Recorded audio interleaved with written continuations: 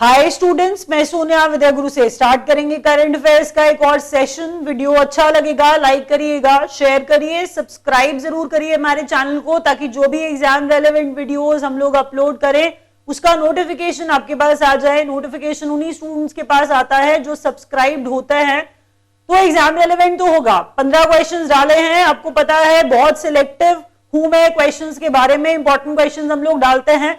तो current affairs सारे exams में आता है, ऑलमोस्ट सारे कंपेटिटिव एग्जाम्स में क्वेश्चंस पूछे जाते हैं। हेल्प करेंगे आपको, सिर्फ 15 क्वेश्चंस एक बार देखने से नहीं चलेगा, आपको रिवीजन तक रुकना होगा, क्योंकि एक बार में नाम भी याद नहीं होता है।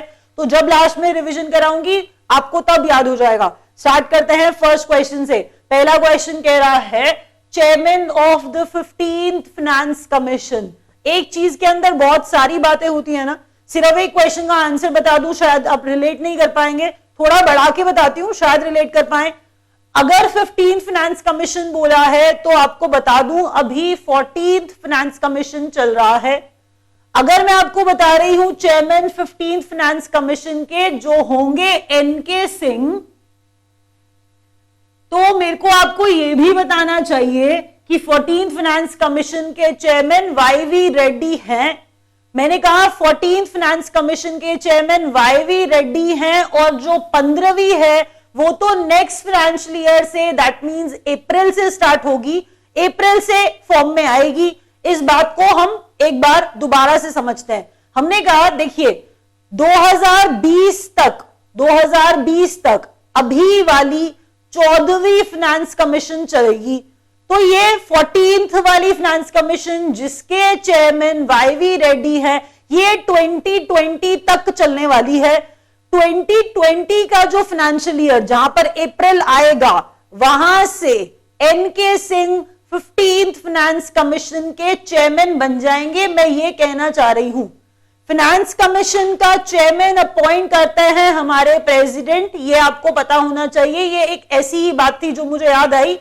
अगर हम फाइनेंस कमीशन की बात करते हैं तो इंडियन कॉन्स्टिट्यूशन का आर्टिकल 280 इससे एसोसिएटेड है। ये भी एक क्वेश्चन बन सकता है और शायद आपकी हेल्प कर जाए। आर्टिकल 280 फाइनेंस कमीशन वाला आर्टिकल है, और फाइनेंस कमीशन के चेयरमैन अपॉइंट करते हैं प्रेसिडेंट।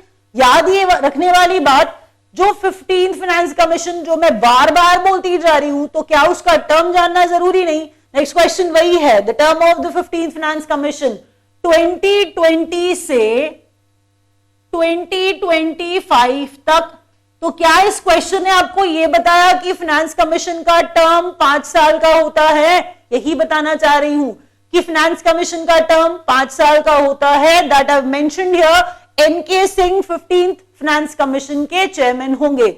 याद रखिएगा सारी बातें, चाहे वो आर्टिकल 280 था, चाहे वो एनके सिंह है, या वो अभी वाले वाईवी रेड्डी हैं, या वो मैंने आपको बताया टर्म 2020 to 2025 होगा 15th फाइनेंस कमीशन का टर्म। चलिए बढ़ते हैं नेक्स्ट क्वेश्चन की तरफ। डेमी ले नेल पीटर्स जो मिस यूनिवर्स बन गई है, नेशन ही पूछा जाएगा कि ये किस कंट्री से बिलोंग करती हैं। अच्छा क्वेश्चन है। साउथ अफ्रीकन मॉडल, नाम बार बार देखिए बोलना चाहती हूं मैं, नहीं तो नाम याद होगा नहीं। ये साउथ अफ्रीका की है, याद रखिए। डेमी ले नेल पीटर्स साउथ अफ्रीका की हैं जो मिस यूनिवर्स बन गई हैं। नेक्स्ट क्वेश्चन कहता है first Indian mission to study the sun. पहला मिशन है, ऐसा कोई मिशन है तो इसरो लॉन्च करेगा, ये आपको जानना जरूरी है। इसरो लॉन्च करेगा 2019-20 के लिए, ये बात आपको याद रखनी है। उस मिशन का नाम है आदित्य L1। उस मिशन का नाम क्या है? आदित्य L1। तो याद रखिए सन की बात हो रही है, सन को स्टडी करने वाली बात हो रही है, और पहला ऐसा इंडियन मिशन है, यह भी आपको याद रखना पड़ेगा। तो आदित्य L1 याद रखिए, और इसरो ने लॉन्च किया, लेकिन 2019-20 इंपॉर्टेंट है, that year is important. Next question पढ़िए क्या कहता है। App launch for availing government services. आपने पीएफ का पैसा निकलवाना है, मतलब I am giving you one of the examples. आपने पीएफ का पैसा निकलवाना है, आपने कोई गवर्नमेंट ऐसी ही कोई गवर्नमेंट सर्विस को अवेल करना है, तो आपके पास ऐप, ये वाली ऐप हेल्प करेगी, उमंग। इस ऐप का नाम क्या है? उमंग। अब याद ये रखिए कि इस उमंग को मैंने कैपिटल में लिखा है। ज्यादातर गवर्नमेंट की जो स्कीम्स आती है उनका कोई ना कोई एक्सपैंडेड फॉर्म तो होता ही है ना, थोड़ा बड़ा है कोई बात नहीं, याद कर लीजिए। कहता है द यूनिफाइड मोबाइल एप्लीकेशन, बड़ा आसान है, the unified mobile application for new age governance. तो the unified mobile application for new age governance, that's Umang. हमने कहा गवर्नमेंट की सर्विसेज को अवेल करना है, ऐप ये वाली लॉन्च की है प्रधानमंत्री मोदी ने, नाम क्या है उसका? उमंग। नेक्स्ट क्वेश्चन कह रहा है east Asia summit. East Asia summit 2017 कहां पर हुआ? Manila, Philippines. I am not writing Manila, I am just writing Philippines. आप पूरा लिखिए, मनीला, फिलीपींस। तो Manila, Philippines, that's the venue किसका? ईस्ट एशिया समिट का। ईस्ट एशिया समिट कहां पर हुई, किस जगह पर हुई? मनीला, फिलीपींस, याद रखिएगा। नेक्स्ट क्वेश्चन कहता है world AIDS day is observed on. World AIDS day observe किया जाता है 1 दिसंबर को। ये आपको पता होगा, इसमें मैंने कुछ नया नहीं बताया। तो 1 दिसंबर World AIDS Day. Next question, most visited place of the world. हम लोगों के लिए, सबके लिए बहुत अच्छी बात, Golden Temple. Golden Temple according to World Book of Records, according to WBR मैंने लिखा है, according to World Book of Records, हम कह रहे हैं उसके according most visited place of the world Golden Temple. हम बात कर रहे हैं अमृतसर पंजाब की। अब यहां पर कोई छोटी बात तो है नहीं। कैसे? 1 लाख से ज्यादा, आप सोच रहे होंगे महीने में, 1 साल में नहीं, 1 दिन में हम बात कर रहे हैं। हम कह रहे हैं more than 1 lakh people visit this place every day. 1 lakh से ज्यादा लोग विजिट करते हैं गोल्डन टेम्पल को, बहुत अच्छी बात। तो ऐसा अवार्ड मिला है गोल्डन टेम्पल को, most visited place of the world, बहुत बड़ी बात। तो golden temple. Next question, India's first crypto currency exchange. तो क्या यहां पर एक्सचेंज वर्ड ध्यान से पढ़ पा रहे हैं? क्रिप्टो करेंसी जैसे बिटकॉइन, जैसे डैश। तो अगर क्रिप्टो करेंसी है तो उसके लिए कोई एक्सचेंज होना चाहिए। क्या ये समझ पाते हैं कि एक बॉम्बे स्टॉक एक्सचेंज भी है हमारे पास, तो वैसा एक्सचेंज, लेकिन एक्सचेंज किसी और चीज का। किसका? क्रिप्टो करेंसी का। बाइंग एंड सेलिंग होगा अगर करेंसी का, तो हमने कहा वो क्रिप्टो करेंसी के लिए एक्सचेंज बना दिया गया है। And the name of that exchange Coinome. लेकिन यहां पर इंपॉर्टेंट बात यह है कि ये इंडिया का पहला है, ये याद रखिएगा। हमारे लिए क्वेश्चन बहुत इंपॉर्टेंट है। India first crypto currency exchange like Bombay stock exchange. Don't relate them, I am just telling you. आपको सिर्फ एक बता रही हूं बात, एक रेफरेंस देने के लिए कि एक्सचेंज होता गया है। तो वैसे ही मैंने बताया क्रिप्टो करेंसी का इंडिया का पहला एक्सचेंज कोइनोम। राइटिंग इट, देखिए जरा स्पेलिंग। अब इसमें देखिए इंपॉर्टेंट बात, बस इतना ध्यान रखिए, बिल पे करने जाते हैं, बिल पे करने जाते हैं, आप बिल वर्ड टाइप करते हैं या पेमेंट टाइप करते हैं, तो आपको बिल डेस्क दिखाई देता है। एक ऑप्शन बिल डेस्क दिखाई देता है, और आप कितने सारे बिल्स बिल डेस्क से ही पे करते हैं बेसिकली। तो बहुत बड़ा नाम है, वही बिल डेस्क है जिसने लॉन्च किया है कोइनोम। बिल डेस्क नाम इंपॉर्टेंट है, याद रखिएगा। एक क्वेश्चन दिखेगा आपको, क्योंकि ये क्वेश्चन बहुत इंपॉर्टेंट है।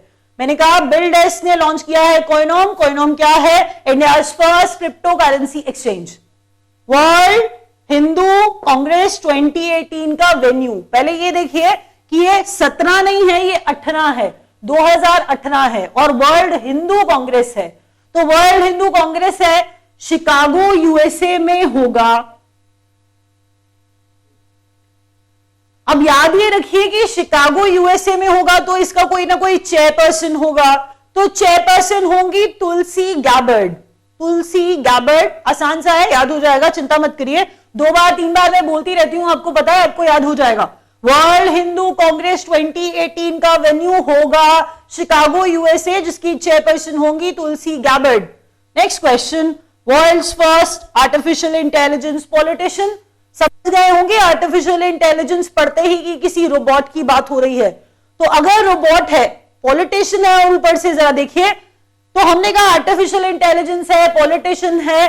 कंट्री की बात करूं तो न्यूजीलैंड ने बनाया है और उस पॉलिटिशियन का नाम है सैम। अब याद ये रखिए, वर्चुअल पॉलिटिशियन है, वर्चुअल पॉलिटिशियन है, बनाने वाली कंट्री न्यूजीलैंड है, ये याद रखिए। मैंने बताया सैम, देखिए लोगों की क्वेरीज हैं, हैंडल कर लेगा ये, हैंडल कर लेगा ये, आंसर कर लेगा ये। सैम इसका नाम है, आर्टिफिशियल इंटेलिजेंस पॉलिटिशियन। तो याद रखिए, वर्ल्ड का पहला artificial intelligence politician Sam, New Zealand ने बनाया।